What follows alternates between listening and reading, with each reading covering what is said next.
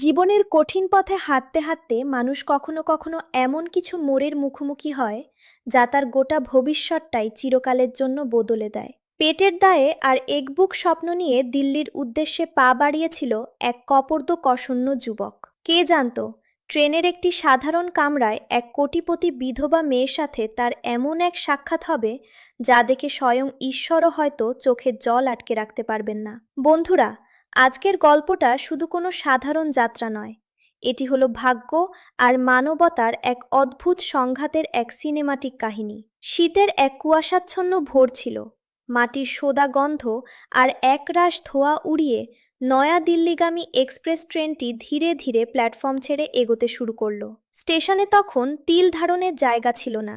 কেউ নিজের আদরের সন্তানকে বুকে জড়িয়ে অশ্রু সজল নয়নে বিদায় জানাচ্ছিল, আবার কেউ জানালার শিক গলে হাত নেড়ে শেষবারের মতো আপনজনদের মুখগুলো দেখে নিচ্ছিল। এর মাঝেই কেউ কেউ আবার নিজেদের মালপত্র নিয়ে হুড়মুড় করে ট্রেনের কামরায় ওঠার আপ্রাণ চেষ্টা করছিল। কিন্তু এই কোলাহল আর ভিড়ের মাঝে এমন এক যুবকও একাকী দাঁড়িয়েছিল, যাকে বিদায় জানানোর মতো কেউ সেই প্ল্যাটফর্মে উপস্থিত ছিল না। এই বিশাল পৃথিবীতে তার আপন বলতে আর কেউই বেঁচে ছিল না। ছেলেটির নাম ছিল সূর্য। বয়স ওই ২২ বছরের কাছাকাছি। রোগাটে গড়ন, পরনে অত্যন্ত সাধারণ ও মলিন জামাকাপড়, পায়ে জীর্ণ জুতো, আর কাঁধে ঝোলানো একটা পুরনো ব্যাগ, যেটার মধ্যেই হয়তো তার গোটা জীবনের সম্বল লুক্কায়িত ছিল। তবে তার চোখে ছিল অসীম স্বপ্নের হাতছানি। সেই স্বপ্নগুলো এতটাই উজ্জ্বল ছিল যে কেউ একটু গভীরভাবে তাকালেই বুঝে যেত এই ছেলেটা কোনোভাবেই হার মানার জন্য জন্মায়নি। সূর্য তার ছোট্ট গ্রাম ছেড়ে প্রথমবারের মতো কাজের সন্ধানে দিল্লি শহরে পাড়ি দিচ্ছিল। তার পকেটে টাকা বলতে ছিল মাত্র ৪২০ টাকা, আর তাই ভরসা ছিল ট্রেনের জেনারেল কামরার ওই সস্তা টিকিটটা।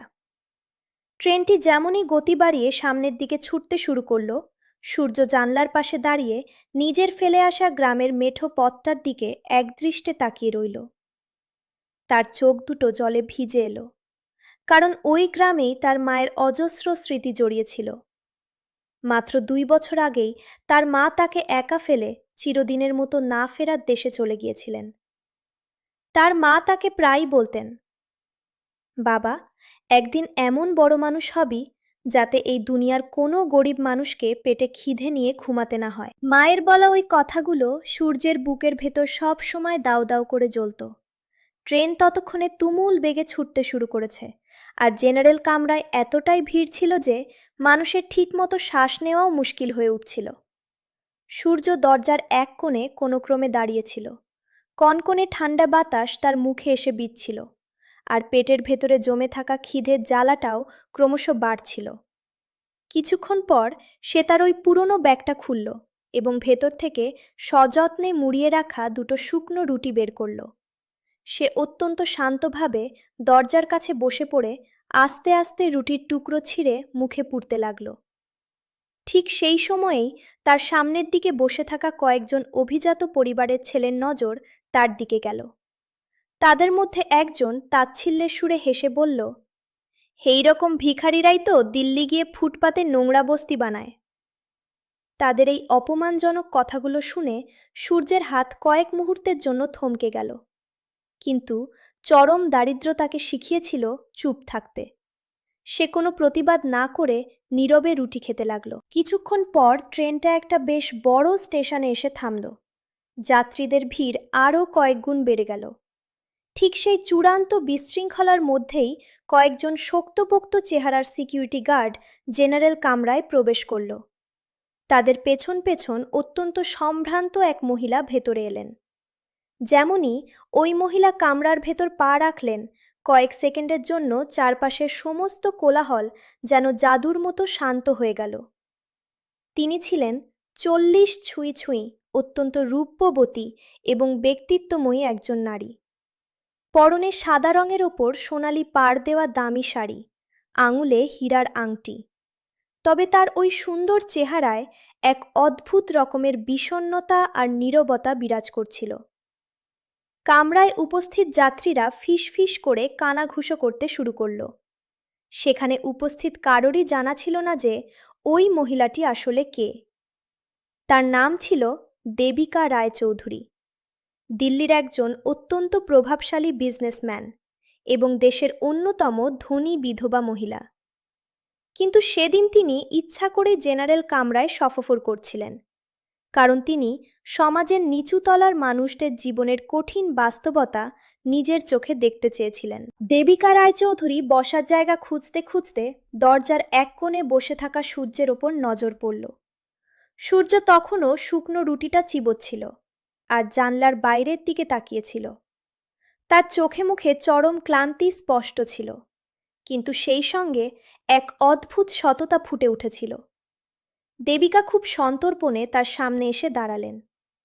এত সম্ভ্রান্ত একজনকে সামনে দেখে সূর্য ভীষণ ঘাবড়ে গিয়ে উঠে দাঁড়াল এবং বিনীতভাবে বলল, আপনি এখানে বসে পড়ুন ম্যাডাম। দেবিকা হালকা হাসি ফুটিয়ে জিজ্ঞেস করলেন, তাহলে তুমি কোথায় বসবে? সূর্য শান্ত গলায় উত্তর দিল, আমি এখানেই দাঁড়িয়ে কাটিয়ে দেব। দেবিকার নজর সূর্যের হাতে ধরা সেই অর্ধেক শুকনো রুটিটার ওপর গেল।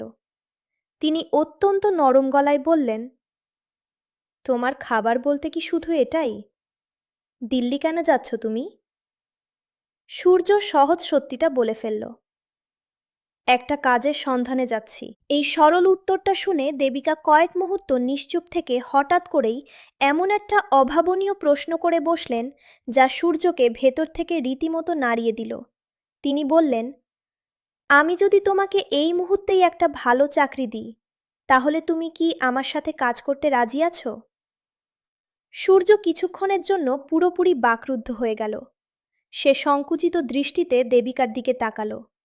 দরিদ্র মানুষের স্বভাব হল বড় লোকদের প্রতিশ্রুতি চট করে বিশ্বাস করতে ভয় পাওয়া। দেবিকা তার এই মানসিক দ্বন্দ্ব ধরে ফেলে আশ্বস্ত করে বললেন, ভয় পাওয়ার কোনো কারণ নেই, আমি বিন্দুমাত্র মজা করছি না। ঠিক সেই মুহূর্তেই ট্রেনের ওই ভিড়ে ঠাসা কামরায় এক চরম আতঙ্ক শুরু হয়ে গেল। দরজার কাছে দাঁড়িয়ে থাকা একজন বয়স্ক ভদ্রলোক হঠাৎ করেই বুকে হাত দিয়ে টলমল করতে করতে মেঝেতে লুটিয়ে পড়লেন। কেউ একজন চিৎকার করে বলল, ওনার হার্ট অ্যাটাক হয়েছে। কিন্তু ওই গিজগিজ করা ভিড়ের মধ্যে থেকে একজন মানুষও সাহায্য করতে এগিয়ে এলো না। সূর্য বিন্দুমাত্র সময় নষ্ট না করে এক লাফে ওই বয়স্ক লোকটির কাছে ছুটে গেল।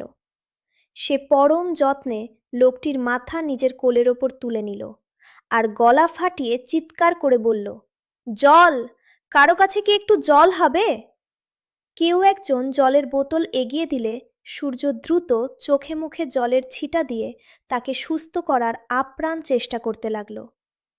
দেবিকা রায়চৌধুরী সম্পূর্ণ নিশ্চুপ থেকে এই পুরো ঘটনাটা একদৃষ্টে দেখছিলেন। তার চোখে এক অদ্ভুত বিস্ময় ফুটে উঠল। গার্ড এবং টিটি এসে বয়স্ক লোকটিকে পরের স্টেশনে নামানোর ব্যবস্থা করলেন। ভিড় শান্ত হওয়ার পর সূর্য আবার নিজের পুরনো জায়গায় গিয়ে দাঁড়াল। দেবিকা খুব ধীর পায়ে এগিয়ে এসে নরম গলায় জিজ্ঞেস করলেন, তোমার নামটা কি বাবা? তোমার বাবা মা কোথায় থাকেন? সূর্যের চোখের তারায় একরাশ বিষণ্ণতা নেমে এলো। সে খুব আস্তে করে বলল, আমার বাবা ছোটবেলাতেই চলে গিয়েছিলেন, আর মাও গত 2 বছর আগে আমাকে একা ফেলে মারা গেছেন। এই কথাটা শোনা মাত্রই দেবিকার মুখের রং ফ্যাকাশে হয়ে গেল। এই উত্তরটা তার নিজের হৃদয়ের গভীরে লুকিয়ে থাকা কোনো পুরনো ক্ষতে আঘাত করেছিল। তিনি নিজেকে সামলে বললেন, দিল্লি শহরে গিয়ে কি করবে? সূর্য অত্যন্ত সততার সাথে উত্তর দিল, যে কোনো একটা সাধারণ কাজ জুটলেই হবে। আমি শুধু মন দিয়ে প্রচুর পরিশ্রম করতে চাই। দেবিকার মনটা হঠাৎ করেই হু হু করে কেঁদে উঠল নিজের হারিয়ে যাওয়া সন্তানের কথা ভেবে, যে অনেক বছর আগে এক মর্মান্তিক দুর্ঘটনায় চিরকালের জন্য হারিয়ে গিয়েছিল। তিনি দৃঢ় গলায় বললেন, সূর্য, আমি যদি সত্যিই তোমাকে একটা সম্মানজনক চাকরি দিই, তবে তুমি কি কাজ করতে রাজি হবে? সূর্য চরম সংকোচের সাথে বলল, ম্যাডাম, আমি তো শুধু দ্বাদশ শ্রেণী পর্যন্ত পাশ করতে পেরেছি। দেবিকা স্নেহপূর্ণভাবে হাসলেন, কখনো কখনো পুঁথিগত ডিগ্রির চেয়েও মানবতা আর সততা অনেক বেশি জরুরি। তিনি নিজের দামি পার্স থেকে একটা কার্ড বের করে দিলেন। দিল্লি পৌঁছানোর পর তুমি সোজা এই ঠিকানায় চলে এসো। কার্ডে লেখা ছিল, Debika Roychowdhury, Roychowdhury group of industries, chairperson. Surya সবেমাত্র এই অবিশ্বাস্য সত্যিটা নিয়ে ভাবছিল, ঠিক তখনই ট্রেনটা পরের একটা ছোট স্টেশনে গতি কমালো এবং 4 অচেনা লোক জেনারেল কামরায় হুড়মুড় করে উঠে পড়ল। তাদের চোখের দৃষ্টিতে অদ্ভুত নিষ্ঠুরতা লুকানো ছিল। তারা খুব সন্তর্পণে চারদিকে তাকিয়ে সোজা দেবিকা রায়চৌধুরীর ওপর নজর স্থির করল। সূর্য তার তীক্ষ্ণ বুদ্ধি দিয়ে ওই লোকগুলোর ভয়ঙ্কর উদ্দেশ্যটা খুব দ্রুত বুঝে গেল। একজন লোক অত্যন্ত ধূর্ততার সাথে দেবিকার একদম ঘাড়ের কাছে এসে ফিস ফিস করে ভয়ঙ্কর গলায় বলল, ম্যাডাম, একদম বেশি চালাকি দেখানোর চেষ্টা করবেন না। আমাদের যা যা চাই তা একদম চুপচাপ আমাদের হাতে তুলে দিন। বাকি 3 গুন্ডাও তাকে চারদিক থেকে ঘিরে ফেলল। একজন জ্যাকেটের পকেট থেকে চকচকে ধারালো ছুরি বের করল। লোকটা শাসিয়ে বলল, আমরা জানি আপনি দিল্লির সবথেকে বড় বিজনেসম্যান, তাই প্রাণে বাঁচতে চাইলে গয়নাগাটি আমাদের হাতে তুলে দিন। দেবিকা শান্ত অথচ দৃঢ় গলায় বললেন, তোমরা এসব নোংরা কাজ করে পার পাবে না। লোকটা হাসতে হাসতে জবাব দিল, এই ভিড়ের মধ্যে কেউ আমাদের একটা চুলও বাঁকা করতে সাহস পাবে না। আর সত্যি কেউ সাহায্য করতে এগিয়ে আসছিল না। ঠিক তখনই ভিড় ঠেলে সূর্য সামনের দিকে এগিয়ে এলো। তার মনে মায়ের বলা কথাগুলো মন্ত্রের মতো বাজছিল, কখনো অন্যায় হতে দেখলে চুপ করে দাঁড়িয়ে থাকবি না।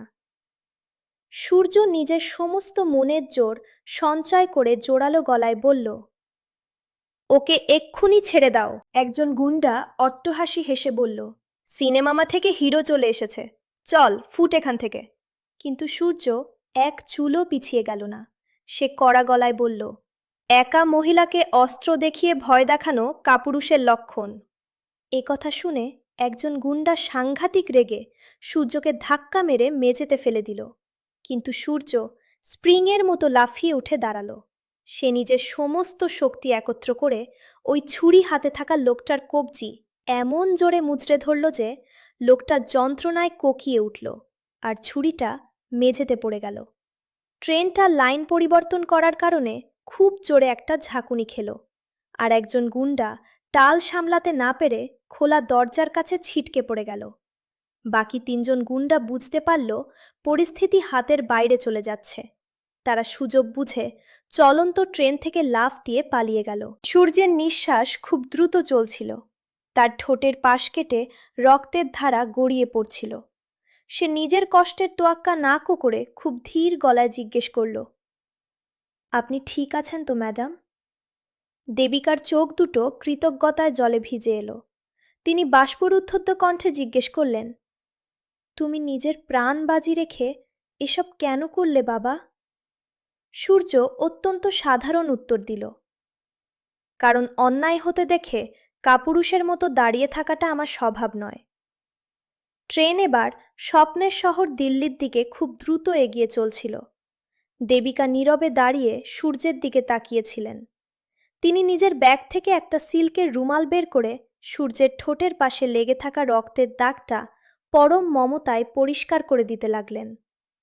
তার মনের মধ্যে হারিয়ে যাওয়া ছেলে আদিত্যর কথা মনে পড়ে গেল। কিছুক্ষণ পরেই স্টেশনের লাউডস্পিকারে আওয়াজ শোনা গেল, পরবর্তী station Naya Dilli railway station. Devika অত্যন্ত আপন সুরে জিজ্ঞেস করলেন, দিল্লি পৌঁছে তুমি কোথায় যাবে? সূর্য অসহায়ভাবে বলল, প্রথমে সস্তার একটা মাথা গোজার জায়গা খুঁজব। দেবিকা বিন্দুমাত্র সময় নষ্ট না করে বলে উঠলেন, তুমি আমার সাথে আমার বাড়িতে চলো। দিল্লি স্টেশনে নামতেই কালো স্যুট পরা বডিগার্ডরা দেবিকার দিকে এগিয়ে এলো। স্টেশনের বাইরে দাঁড়ানো বিশাল লম্বা বিলাসবহুল গাড়িতে দেবিকা আর সূর্য উঠে বসল। গাড়ি শহরের কোলাহল ছাড়িয়ে একটা রাজপ্রাসাদের মতো বিশাল বাংলোর সামনে গিয়ে থামল। সূর্য অত্যন্ত সংকোচের সাথে ভেতরের বিশাল ড্রয়িং রুমে পৌঁছাল। তার নজর দেওয়ালে লাগানো একটা বিশাল অয়েল পেন্টিংয়ের ওপর গিয়ে পড়ল, আর তার পা দুটো যেন ওখানেই থমকে গেল, কারণ ওই ছবিতে থাকা মুখটা অবিকল তারই মতো দেখতে লাগছিল। সেই একই চোখের দৃষ্টি, একই মুখের আদল। তফাৎ শুধু ছবির ছেলেটা খুব দামি পোশাক পরেছিল। পেছনে দাঁড়িয়ে থাকা দেবিকা দীর্ঘশ্বাস নিয়ে বললেন, ও আমার ছেলে ছিল, আদিত্য। আজ থেকে প্রায় ৮ বছর আগে একটা ভয়াবহ অ্যাক্সিডেন্টে সে আমাদের ছেড়ে চলে গেছে। সূর্য প্রচণ্ড চমকে উঠল। দেবিকা হঠাৎ জিজ্ঞেস করলেন, তোমার কি নিজের ছোটবেলার এমন কোনো ঝাপসা কথা মনে পড়ে যখন তুমি হারিয়ে গিয়েছিলে? সূর্য ধীরে ধীরে বলল, মা বলতেন যখন আমি অনেক ছোট ছিলাম তখন আমাকে কোনো একটা মেলার কাছে ভিড়ের মধ্যে একা কাঁদতে দেখা গিয়েছিল। এই উত্তরটা শোনা মাত্রই দেবিকার হাত দুটো থরথর করে কাঁপতে শুরু করল। তিনি জিজ্ঞেস করলেন, তোমার পালিতা মা তোমাকে ঠিক কোথা থেকে পেয়েছিলেন? সূর্য জানালো, মা বলেছিলেন যখন তিনি আমাকে পেয়েছিলেন তখন আমার বয়স ২ কিংবা ৩ বছর ছিল। এই কথা শোনা মাত্রই দেবিকার চোখ থেকে বাঁধভাঙা জলের ধারা বইতে শুরু করল। ৮ বছর আগে যখন আদিত্য মেলার ভিড়ে হারিয়ে গিয়েছিল তার বয়সও ৩ বছরের কাছাকাছি ছিল। দেবিকা কাঁপা কাঁপা গলায় বললেন, সূর্য, আমি যদি আজ বলি যে হয়তো তুমিই আমার সেই হারিয়ে যাওয়া ছেলে আদিত্য। সূর্য যেন পাথরের মতো স্তব্ধ হয়ে গেল। সে খুব ধীর এবং দৃঢ় গলায় বলল, আমার মা, যিনি চরম কষ্ট করে আমাকে বড় করেছেন, তিনিই আমার কাছে আমার আসল মা। দেবিকা সম্মতি জানিয়ে বললেন, হ্যাঁ বাবা, আর আমি কখনোই তোমার জীবনে তার জায়গাটা নিতে পারবো না। ঠিক তখনই একজন কাজের লোক দৌড়াতে দৌড়াতে এসে বলল, ম্যাডাম, কয়েকজন অজানা লোক গেটের বাইরে দাঁড়িয়ে আছে। তারা বলছে সূর্যের সাথে তাদের দেখা করতেই হবে। দেবিকা তাদের ভেতরে আসতে দিলেন। ৩ জন লোক ভেতরে প্রবেশ করল। তাদের মধ্যে বয়স্ক লোকটি সূর্যের দিকে তাকিয়ে চরম আবেগে বলে উঠলেন, বাবা। তিনি হাত জোড় করে বললেন, আমার নাম মাধব। আমি সেই অনাথ আশ্রমের পুরনো ম্যানেজার, যেখান থেকে অনেক বছর আগে একটা বাচ্চা গায়েব হয়ে গিয়েছিল। মাধব জানালেন, ৮ বছর আগে তারা একটি ধনী পরিবারের বাচ্চাকে মেলার কাছে পেয়েছিলেন, যে পরে আশ্রম থেকে নিখোঁজ হয়ে যায়। সম্প্রতি স্টোর রুমে সেই বাচ্চাটার পুরনো ছবি পেয়ে তারা নিশ্চিত হয়েছেন যে সূর্যই সেই হারিয়ে যাওয়া বাচ্চা। কয়েকদিন পর ডিএনএ টেস্ট হলো এবং রিপোর্টে পরিষ্কার প্রমাণিত হলো যে সূর্যই হলো দেবিকা রায়চৌধুরীর হারিয়ে যাওয়া ছেলে আদিত্য। এই খবরটা শোনা মাত্রই দেবিকা আনন্দে ডুকরে কেঁদে ফেললেন। এত বড় উত্তরাধিকারী হওয়ার পরেও সূর্যের মনে তিলমাত্র অহংকার এলো না। সে সবার প্রথমে নিজের গরিব মায়ের ছবির সামনে গিয়ে ভক্তি ভরে প্রণাম জানালো।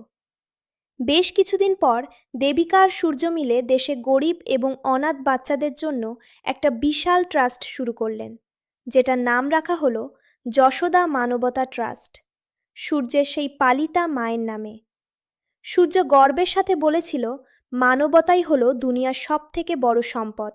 আর সেই জরাজীর্ণ ট্রেনের সফরটাই তার জীবনের সবথেকে বড় টার্নিং পয়েন্ট হয়ে দাঁড়ালো। দর্শক মণ্ডলী, এবার নিজেকে একটা প্রশ্ন করে দেখুন, আপনি যদি ওই ট্রেনের কামরায় থাকতেন তবে কি কাপুরুষের মতো তামাশা দেখতেন, নাকি সূর্যের মতো মানবতা দেখিয়ে বিপদে সাহায্য করার জন্য এগিয়ে যেতেন? আর জীবন যদি আপনাকে রাতারাতি এমন সুযোগ দিত, আপনি কি অহংকারে সেটা হারাতেন নাকি মানবতার কদর করতেন? কমেন্ট বক্সে শুধু একটা শব্দ লিখে জানান, ভাগ্য নাকি মানবতা। যদি আপনারও মনে হয় যে পৃথিবীকে ধন সম্পদের চেয়ে মানবতার বেশি প্রয়োজন, তবে গল্পটি শেয়ার করুন আর এমন হৃদয় ছুঁয়ে যাওয়া কাহিনীর জন্য আমাদের সাথেই থাকুন। দেখা হচ্ছে পরের ভিডিওতে। ভালো থাকবেন।